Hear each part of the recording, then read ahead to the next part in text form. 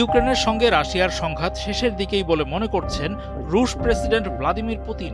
তিনি বলেছেন, একটি শান্তি চুক্তি চূড়ান্ত হলে তিনি ইউক্রেনীয় নেতা ভলোদিমির জেলেনস্কির সঙ্গে তৃতীয় কোনো দেশে দেখা করতে ইচ্ছুক।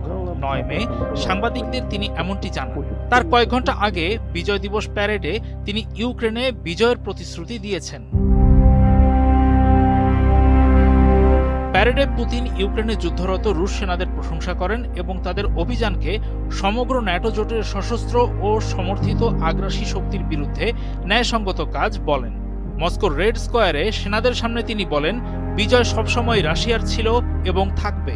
পরে সাংবাদিকদের তিনি বলেন, যুদ্ধের জন্য পশ্চিমা অভিযাত্রাই দায়ী।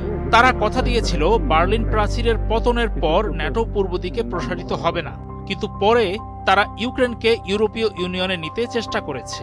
বিষয়টি শেষের দিকে আসছে বলে পুতিন ঘোষণা করেন। রাশিয়ার বার্ষিক বিজয় দিবস দ্বিতীয় বিশ্বযুদ্ধে নাৎসি জার্মানির বিরুদ্ধে সোভিয়েত ইউনিয়নের বিজয় এবং সেই যুদ্ধে নিহত 2,70,00,000 সোভিয়েত নাগরিকের স্মৃতিতে পালন করা হয়।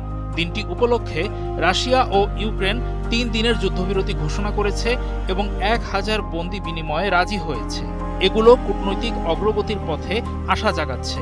যুদ্ধ শেষ করার বিষয়ে আলোচনা চলছে উল্লেখ করে মার্কিন প্রেসিডেন্ট ডোনাল্ড ট্রাম্প বলেছেন, প্রতিদিন লক্ষ্যের কাছাকাছি পৌঁছানো হচ্ছে। তার আশা, এটি একটি দীর্ঘ, প্রাণঘাতী, কঠোর যুদ্ধের সমাপ্তির শুরু।